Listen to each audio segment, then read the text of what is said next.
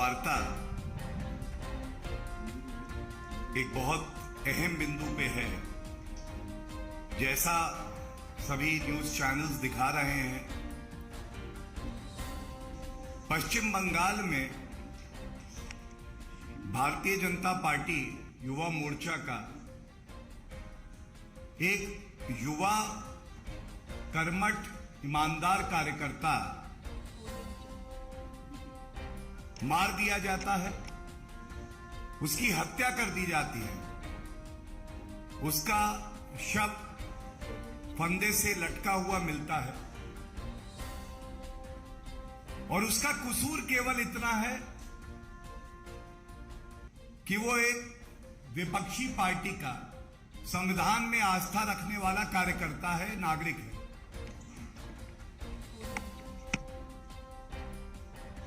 पश्चिम बंगाल में जो अराजकता का माहौल है, जो डर का माहौल है,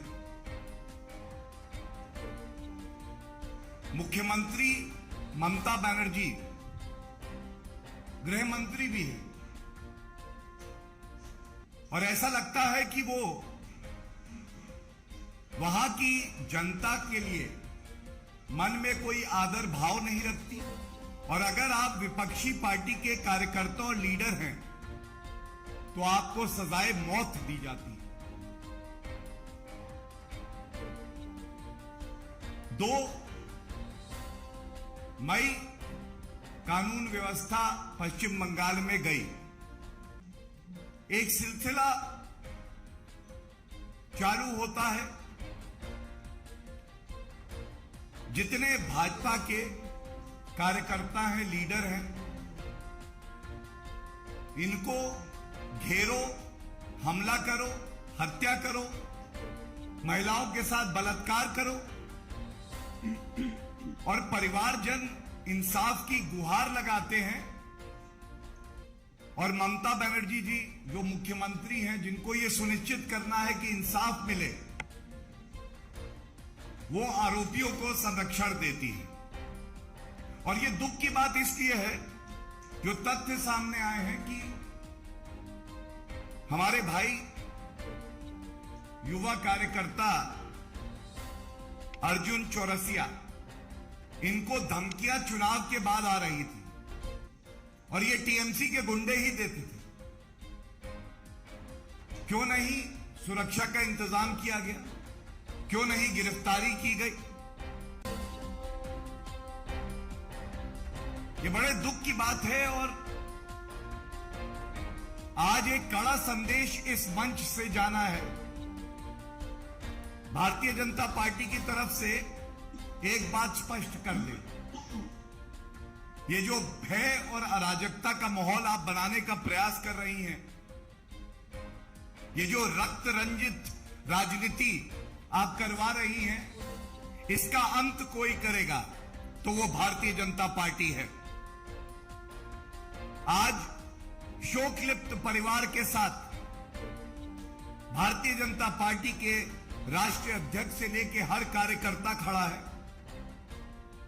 और इतना जरूर कहेंगे कि ममता बनर्जी जो गुरूर में जी रही हैं, अगर जनता सत्ता देना जानती है तो भारतीय जनता पार्टी वो पार्टी है जो जनता के साथ मिलकर आपको उखाड़ के फेंकना भी जानती है। और यह कहना भी गलत नहीं होगा, यह संयोग नहीं है, यह प्रयोग है कि गृह मंत्री आदरणीय श्री अमित शाह जी पश्चिम बंगाल दौरे पर थे। हमारा भाई अर्जुन जो एक कर्मठ युवा नेता था, 27 साल का, उसकी एक जिम्मेदारी थी कि वो एक बाइक रैली का नेतृत्व करे और स्वागत करे। तो प्रयोग यह किया जाता है कि ये संदेश दे रहे हैं, अगर टीएमसी का विरोध किया जो भ्रष्टाचार, सांप्रदायिक राजनीति, तुष्टीकरण की राजनीति ममता बनर्जी जी पश्चिम बंगाल में कर रही हैं, इसका विरोध किया तो तुम्हारे हिस्से में सजाए मौत आती है।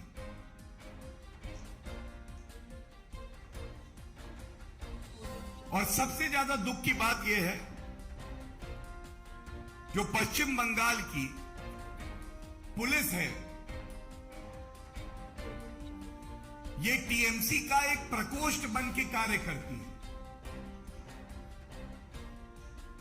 जल्दी से पोस्टमार्टम कराओ, छेड़छाड़ उसमें करो, जो सबूत हो उसको नष्ट किया जाए। ये आखिर कब तक चलेगा? और ममता बनर्जी जी, आप मुख्यमंत्री पश्चिम बंगाल हैं, आप गृह मंत्री भी हैं, आप अपनी चुप्पी कब तोड़ेंगी? ठीक है, हमारा भाई अर्जुन आपके लिए एक विपक्षी दल का नेता था, लेकिन वो एक भारतीय नागरिक था, वो पश्चिम बंगाल में था। आपकी जिम्मेदारी थी कि उसको सुरक्षा मिले।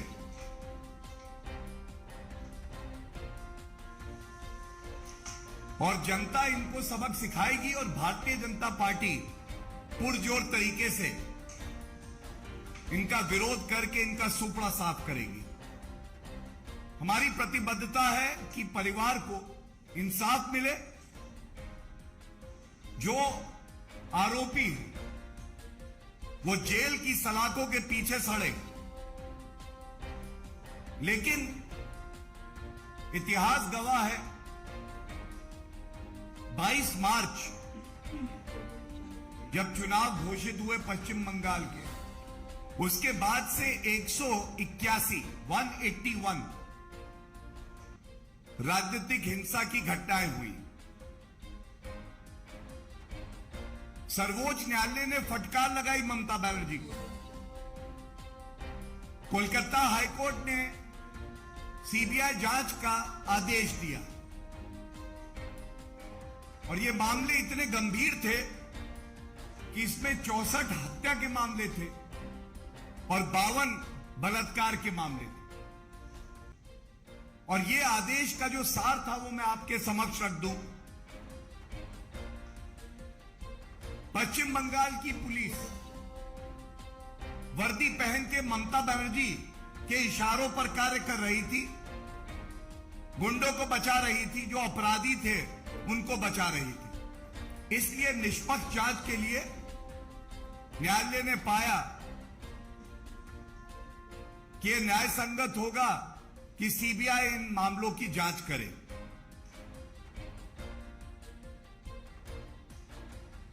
It is said that anarchy, lawlessness and violence are biggest enemies of a vibrant democracy. But it seems that anarchy, lawlessness and violence are the best friends of Mamata Banerjee.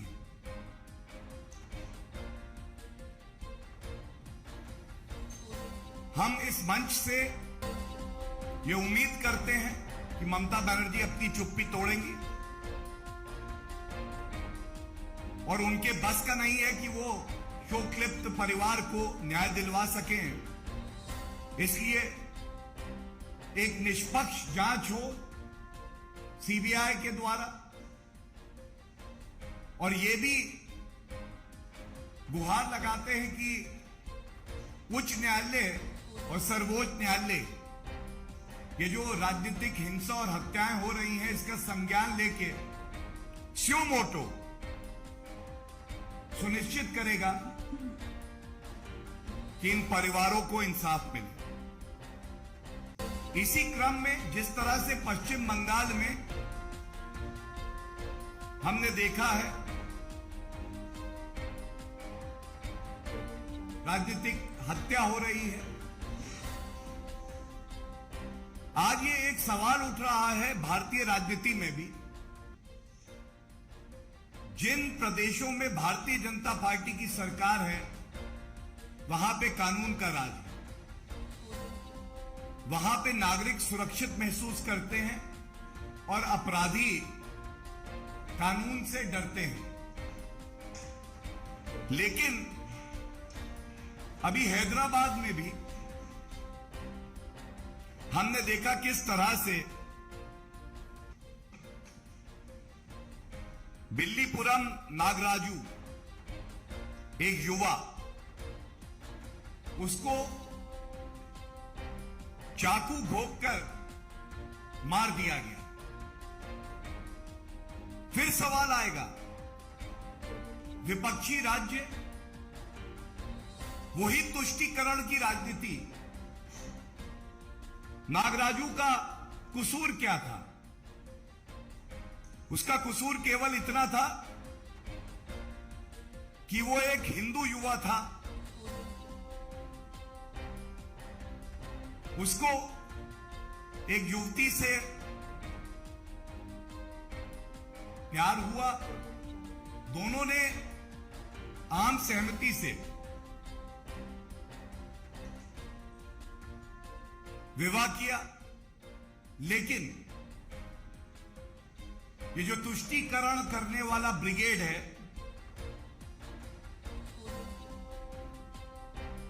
इसको मंजूर नहीं था। और बहुत दुख के साथ, बड़ी जिम्मेदारी से आज हम ये बात आपके समक्ष रखते हैं, जितने विपक्ष द्वारा शासित राज्य हैं, पश्चिम बंगाल हो, चाहे हम यहां देख रहे हैं तेलंगाना में, पंजाब में हमने देखा किस तरह से दुरुपयोग हो रहा है फिर से वर्दी का। यह दर्शाता है कि एक इंसान की जान की कीमत कितनी है इनकी नजरों में। यह इससे तय होगा कि उस व्यक्ति का धर्म क्या है। एक इंसान की जान की कीमत इनकी आंखों में इससे तय होती है कि उस व्यक्ति का धर्म क्या है। और इतना दोगलापन, वो चिट्ठी लिखो गैंग, अवार्ड वापसी गैंग, पंथ निरपेक्षता के ठेकेदार कांग्रेस पार्टी, राहुल गांधी, सोनिया गांधी, हैदराबाद के सांसद ओवैसी जी, अखिलेश यादव, ममता बनर्जी, सारी विपक्षी पार्टियां आज मौन हैं। क्योंकि ये एक अपराध है तो क्या हुआ, हमें हमारा वोट बैंक चाहिए। और इसमें एक बात मैं और जोड़ दूं, निंदनीय है कि पुलिस अभी विवेचना पूरी नहीं हुई, चार्जशीट आपने फाइल नहीं करी और कहती है ये सांप्रदायिक मामला नहीं है, यहां पे धर्म का कोई लेना देना नहीं, नफरत की कोई बात नहीं, it is an isolated incident. So from this platform very responsibly we raise this question when the investigation is not complete and it is apparent on the face of all records that are out that this crime has been committed because of communal hatred. Who gave the instructions to the police to make this premature statement?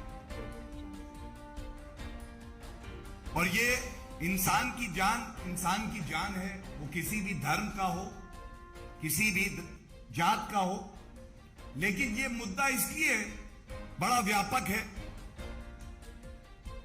क्योंकि ये लोग बात करते थे दलितों की, ये लोग बात करते थे एकता की। तो आज कोई विपक्षी दल ये नहीं बताएगा कि हमारा भाई नागराजू, जिसकी हत्या हो गई, वो एक दलित था, आप लोगों ने चुप्पी क्यों साध रखी।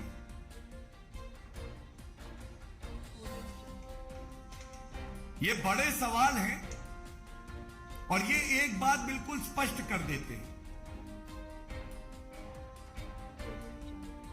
कि जब जब भारतीय जनता पार्टी के वरिष्ठ नेता किसी प्रदेश में जाते हैं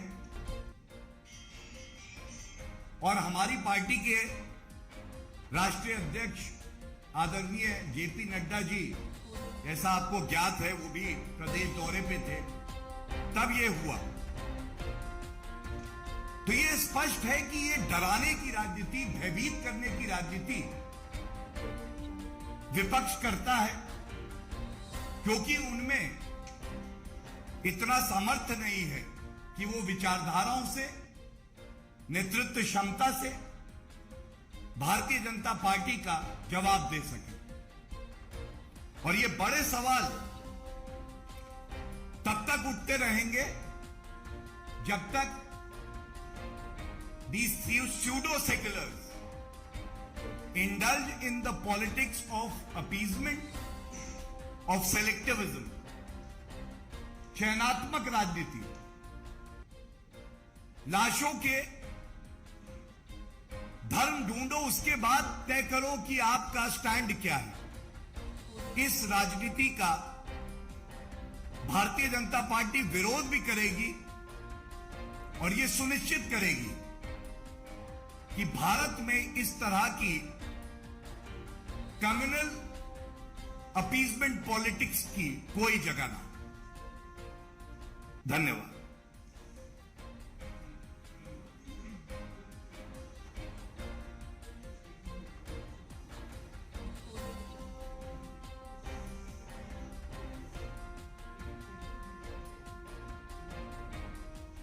You're talking about Article 355. So, let me say this with some responsibility. As a spokesperson of the party, it is our duty to highlight these issues, the vices that are there in the ideology of the opposition party. But keeping with the spirit of the Constitution, we all know we have a very effective, learned Home Minister, Shri Amit Shah ji. He will definitely look into all the aspects and then act as per the Constitution. Thank you.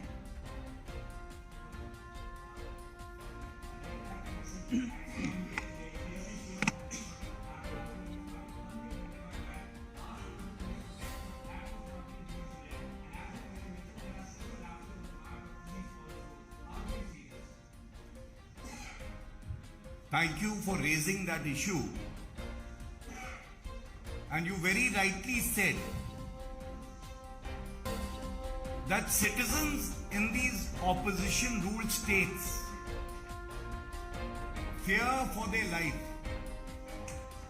They approach the government and the police that adequate security cover may be provided to them. And it seems very clearly that because of the religious preferences of the leaders who are ruling the state, they treat the Hindus as a second-rate citizen, forgetting and violating the oath that they have taken under the Constitution. But I must, at this juncture, thank the media for proactively and strongly raising these issues,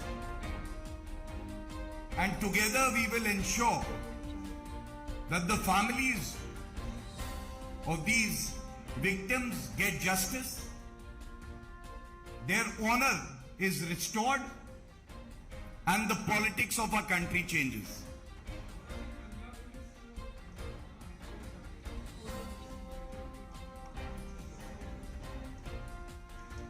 देखिए, इस पे Bharatiya Janata party ने